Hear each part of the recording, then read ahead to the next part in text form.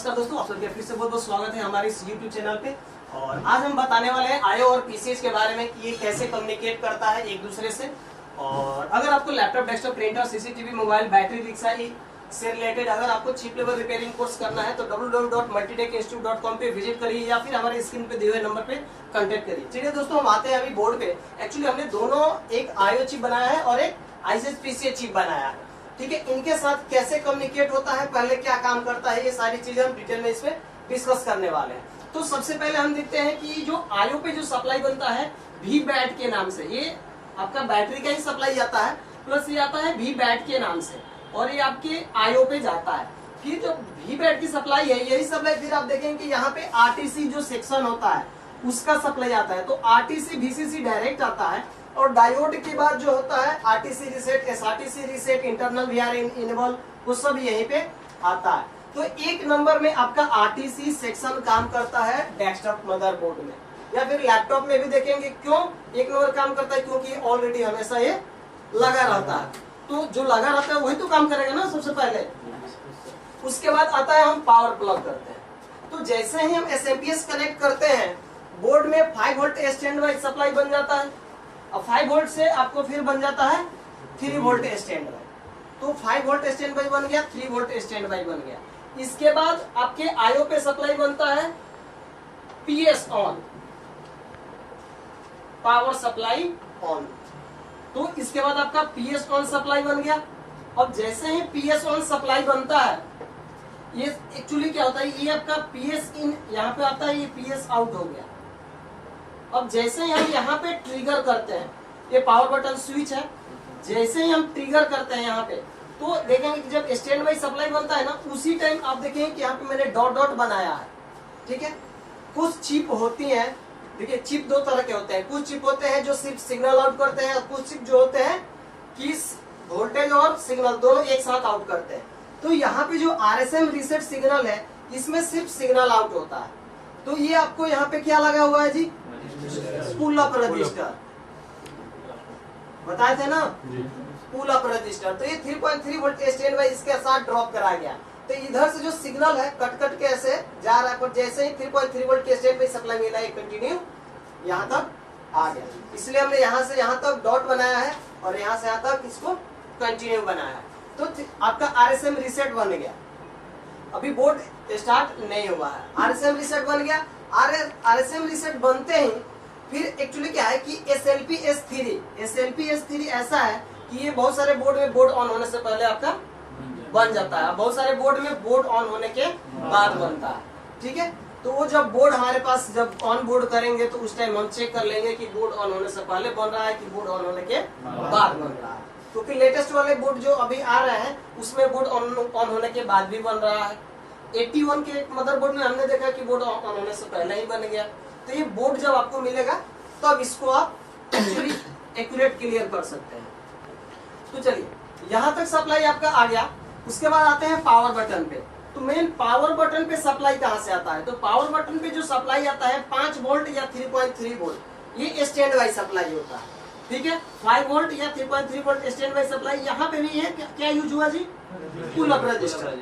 ये भी pull up register है, क्योंकि पुल अप रजिस्टर से 5 वोल्ट या 3 वोल्ट। अब बहुत लोग सोचते हैं कि तो ग्रीन वाला वायर का सप्लाई गया होगा यहाँ पे जहाँ पे पावर बटन दाबते हैं। तो ग्रीन वाला का सप्लाई जो पीएस1 सप्लाई सिर्फ आईओ पे आके रह जाता है। यहाँ पे जो होता है आपका स्टैंड बाई ही सप्लाई होता है। अब यहाँ पे क्या है कि जैसे ही आप पावर बटन दाबे तो इसके अंदर एक्चुअली क्या होता है, हाई लो हाई का सीक्वेंस बनता है। ये जैसे हाई होता है, जैसे हम ट्रिगर करते हैं वोल्टेज लो होता है, फिर हाई हो जाता है। अगर यहाँ से यहाँ के बीच में अगर हाई लो हाई का सीक्वेंस नहीं बन रहा है, मतलब कि आईओ और फ्रंट पैनल के बीच में कोई कंपोनेंट जो लगा है वो खराब है। तो अब इसके साथ में डायोड भी लगा होता है, नॉन पोलराइज कैपेसिटर भी लगे होते हैं। तो आपको एक एक चीजें सब चेक करना पड़ेगा कि क्या दिक्कत है जिसकी वजह से हाई लो हाई का सिग्नल नहीं बन रहा है। इस कंडीशन में क्या प्रॉब्लम आएगा मालूम है कि यहाँ से आप ट्रिगर करेंगे तो नहीं स्टार्ट होगा, यानी पावर बटन दाबेंगे तो स्टार्ट नहीं होगा। बाकी आईओ को अगर डायरेक्ट ग्राउंड से शॉर्ट करेंगे तो मदरबोर्ड स्टार्ट हो जाएगा। आईओ को अगर डायरेक्ट ग्राउंड से शॉर्ट करेंगे तो मदरबोर्ड स्टार्ट हो जाएगा, बाकी यहाँ से ट्रिगर करेंगे तो स्टार्ट नहीं होगा। इसका मतलब कि आईओ और पावर बटन जो स्विच है फ्रंट पैनल है, इसके बीच का कम्युनिकेशन खराब है। चलिए पावर बटन जैसे प्रेस किए, यहां से एक सिग्नल निकला पावर बटन आउट। ये पावर बटन आउट आपको कहां पहुंचा जी? पीसीएच पे। ठीक है, पावर बटन जैसे ही प्रेस करेंगे तो अभी पीसीएच यहाँ पे भी नहीं रुकी, जैसे ही प्रेस करेंगे सबसे पहले एटीएक्स से सप्लाई निकलेगा 5 वोल्ट, 3 वोल्ट, 12 वोल्ट, -12 वोल्ट, ये आपके पूरे मदरबोर्ड में फैल जाएगा। अब वही VCC आप देखें कि वही VCC 3.3 वोल्ट की सप्लाई यहाँ पे आ रहा है और वही 3.3 वोल्ट की सप्लाई VCC यहाँ पे आ रहा है। जैसे ही इस पे ये सप्लाई कंप्लीट मिलेगा, इसके बाद तुरंत पावर बटन आउट यहाँ पे पहुंचेगा। इसी टाइम में जब ये VCC पहुंचता है रैम सेक्शन में, तो रैम सेक्शन क्या करता है, जिस सप्लाई को जब जनरेट करता है, जैसे कि रैम सेक्शन में जाएगा तो मेन सपोर्टिंग मॉसफेट लगा है, उसमें भी वर्किंग होगा, उसका जो एक्यूरेट जो वोल्टेज होता है आउटपुट कॉइल से इसके ड्रेन पे पहुंचता है, इस मॉसफेट के, और यहाँ से फिर इसका गेट इनेबल होगा किससे? पावर आईसी या ड्राइवर आईसी से। ठीक है, जैसे ही गेट इनेबल होगा ये सोर्स से सप्लाई निकलेगा पीसीएच कोर के नाम से। ज्यादातर अगर देखेंगे सेमेस्टिक वगैरह किसी बोर्ड का मिलेगा तो वहां पे लिखा होगा पीसीएच कोर। तो ये आपको सप्लाई कितना होता है? 1.05। ये भी सप्लाई इसको मिल गया। जब तक पीसीएच का इसका रिक्वायरमेंट पूरा नहीं होगा तब तक यहाँ से यहाँ ये रिप्लाई नहीं देगा। अब चलिए इसका तो कंप्लीट हो गया, जैसे ही कंप्लीट होगा तो ये इधर से एसएलपी भेजना चालू कर देगा। जैसे SLP S3, SLP S4, SLP S5। अब इन तीनों पे थोड़ा एक चीज और गौर करेंगे। किसी मदरबोर्ड में क्या होता है कि SLP_S3 और किसी में होता है SLP_S4 और S5, एक ही पे दे देता है। और जो 31 के मदरबोर्ड में जाएंगे तो सिर्फ यही मिलेगा, सिर्फ SLP_S3 मिलेगा। तो अब देखना है आपको कि अब जब काम करेंगे तो आपके पास कौन सा बोर्ड आ रहा है उसके अकॉर्डिंग चलेंगे। तो ये SLP_S3 जैसे ही आईओ पे पहुंचेगा, आईओ क्या करेगा, उसी टाइम जब SLP_S3 पहुंचेगा उसी टाइम यहाँ पे जब रैम काम कर रहा है, रैम जैसे ही ओके दिखाएगा तो पीसीएच क्या करेगा, डी रैम पावर ओके का सिग्नल पीसीएच को देगा, CPU power good signal CPU को भेजेगा, सीपीयू रीसेट सिग्नल सीपीयू को भेजेगा। ये क्या है कि अलग अलग पिनों पे होता है तो ये एक्यूरेट चेक नहीं हो पाता क्योंकि इसकी पिन हमें मालूम नहीं होती है कि किस पिन पे जाएगा। प्रोसेसर निकाल के आप चेक करेंगे नहीं, क्योंकि जब प्रोसेसर निकाल देंगे तो रीसेट सिग्नल पावर गुड बनेगा ही नहीं, लगा रहेगा तब ना रीसेट बनेगा। तो ये आपको अगर बोर्ड व्यू के थ्रू, बोर्ड व्यू के द्वारा अगर आपको कंपोनेंट मिल जाते हैं तो वहां पे आप चेक कर सकते हैं। इसके बाद जैसे ही रीसेट सिग्नल बन जाता है उसके बाद फिर यहाँ पे आपको बन जाता है ये 17 नंबर। उसके बाद 17 नंबर यहाँ पे बनता है एल रीसेट, पीएफएम रीसेट या पीएलटी रीसेट, ये 3 नाम होते हैं। ये अगर सिग्नल बन गया इसका मतलब आपके मदरबोर्ड में डिस्प्ले आ गया होगा।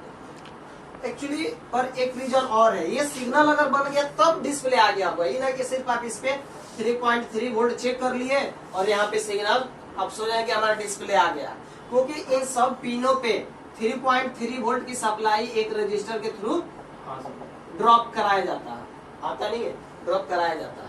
तो जब आप मल्टीमीटर से चेक करेंगे तो वोल्ट तो दिखाएगा, पर उस वोल्ट के साथ में सिग्नल कैरी कर रहा है कि नहीं कर रहा है ये डीएसओ मशीन से ही चेक होगा। और बहुत लोग सोचते हैं यहाँ से कोर्स करने के बाद जाते हैं, हाँ जी क्या हुआ, तो sir no display, PLT reset बन रहा है, हाँ सर बन रहा है, कैसे चेक किए, तो मल्टीमीटर से। अब मल्टीमीटर में तो वोल्ट ही दिखाएगा, सिग्नल थोड़ी दिखाएगा कि सिग्नल इसके साथ कैरी कर रहा है कि नहीं कर रहा है, तो वो चीज देखना होता है। अब जिसके पास डीएसओ नहीं होता है फिर वहीं पे वो बोर्ड नहीं रिपेयर कर पाता, छोड़ देता है कि अब कहां से लाए। तो ये पीएलटी रीसेट हो गया।